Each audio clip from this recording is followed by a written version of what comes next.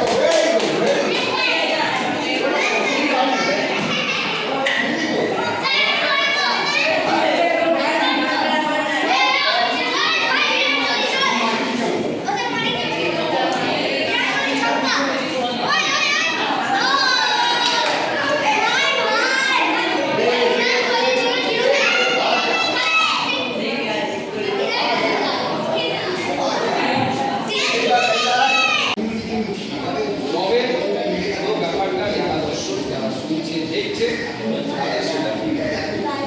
এইটা হচ্ছে মোটামুটি নাটকের বাজনা বা ব্যাকগ্রাউন্ড জিনিসটা। অনেক নাটকে সবাই গান কোনো কেউ গান করো, গান শেখো বা গাইতে পারো, আজকে এমনিতে বাড়িতে গাইতে সেই গান আপনি গান যদি তোমাকে গান করে দেবো একটা গান সেরকম পারো, তাহলে গানটা গাবে কেন? আমাদের তুমি একটা নাটক করতে যাচ্ছ, আমি তোমাকে নিয়েছি, তোমার অভিনয় ভালো দেখে খুব ভালো অভিনয় করবে আমি নিয়েছি। এবারে সেটা নিতে গিয়ে সেখানে দেখা গেল যে ওই চরিত্রটা গান আছে, গান আছে, গাইতে পারো, তাহলে আমি কি করবো? অনেক সময় এরকম করা হয় যে আমি গাইতে পারছি না, তাই পেছন থেকে একজন গিয়ে দেয়, ওরা আমি মুখ না, কিন্তু সেটা যদি গান হয় আমি পেয়ে গান তো দর্শকদেরকে ছিঁড়ে অভিনয় করছে, গলাটা মেয়ে আসছে, মেয়ে গাইছে, আরেকজন বললো থেকে গিয়ে সেইটা সেই জন্য গানেরও চর্চা শেখার ব্যাপার আছে। গানটাও বিশাল কিছু শিখতে হবে না, আমাকে গান দিয়ে এমএ পাস করতে হবে না, কিন্তু শিখতে হবে। স্কুলে তো প্রেয়ার হয়, আমাদের হয়তো প্রেয়ার যখন করবে দয়া করে এরকম নিজেদের মধ্যে পেছনে গানটা শুনলে যাই না একটা স্কুলে প্রেয়ার সরকারি নিয়ম হয়েছে এই গানটা প্রত্যেক দিন করা ওটা কিন্তু আগে আমাদের সময় নিয়ম ছিল, ঠিক আছে নিয়ম করেছে কিন্তু গান কালকে কাটবে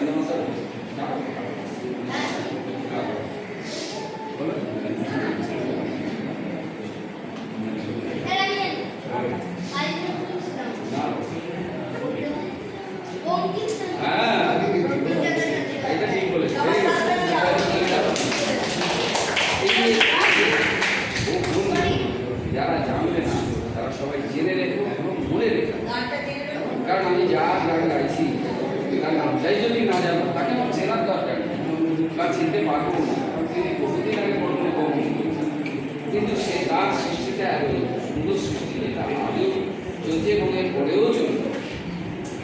এই যে আগ্রহ, এই যে জেনে রাখা এটা দরকার। তো সেই হিসেবে তোমাকে গানটা তাহলে অভ্যেস রাখতে হবে।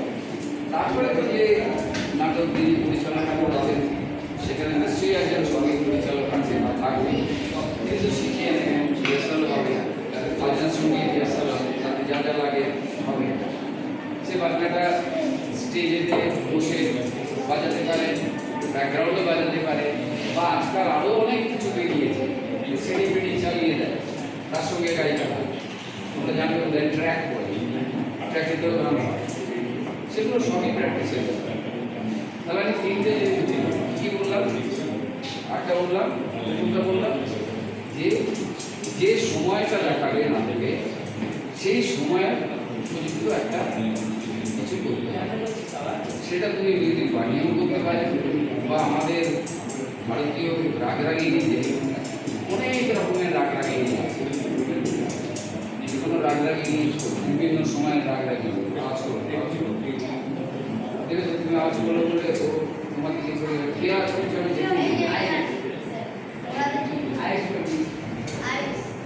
তো সেইটা মেনটেন করে চালাতে হবে, ঠিক আছে?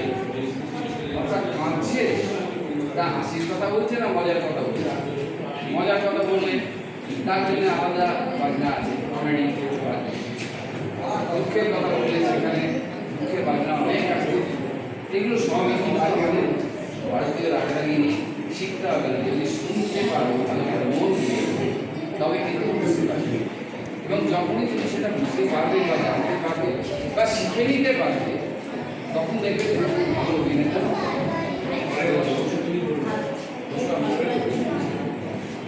তো সেইগুলো জানতে হবে। আর হচ্ছে টাইমিং, সময়, সেটা আবার কি সময়ের সাথে নিশ্চয়ই আছে, সময় পেলে বাজনা আছে। একটা নাটক যখন শুরু হয় সব দর্শকরা কথাবার্তা বলে একদম শুরুতে একটা মিউজিক বা বাজনা থাকবে। ওই মিউজিক বা বাজনাটা কেন হয়? ওই মিউজিক বাজনাটা দুটো কারণ। একটা হচ্ছে নাটকটার যেটা হচ্ছে তার নাম, তার কে পরিচালক এইসব বলার পরে ওই বাজনাটা শুরু হলো মানে এইবার নাটকে শুক্রবার বা আরম্ভটা হচ্ছে। বাজনাটা কিন্তু সেরম বাজনাই হতে হবে, সেরম বাজনাই হওয়া হচ্ছে যে যার টোটাল নাটকটা হচ্ছে তার থিমটা যেন ওখানে ঢুকে। যেমন ধরো মজার জাতীয় যদি কোনো নাটক হয় তাহলে ওই প্রথম বাজনাটা একটু মজার উপর সবাই বলতে যে এটা একটা কমেডি স্টাইলে বাজনা হচ্ছে মানে নাটকে মজা আছে, সেই নাটক। আবার যদি দেখা যায় যে আগেকার দিনের ঐতিহাসিক কোনো নাটক হচ্ছে তখন এখনকার যে গান বাজনা তার নাটক বাজনা দিলে হয়, তখন সেখানে কি দিতে হবে? ওই সময়কার যে বাজনাগুলো বাজত রাজা মহারাজার সময়, সেই বাজনার যন্ত্রপাতিও আলাদা, সেই বাজনার স্টাইলও আলাদা, সেইটা দিতে হবে। তাহলে শুরুতে একটা নাটক বাজনা দিতে হবে। আর কি করতে হবে? একটু আগেই বলেছি, বলে দিয়েছিলাম, সেটা হচ্ছে প্রত্যেকের অভিনয়ের সঙ্গে ওই স্ক্রিপ্ট দেখে দেখে যেখানে ও বলছে, ও কথা বলছে, আচ্ছা ও কি করবে, ও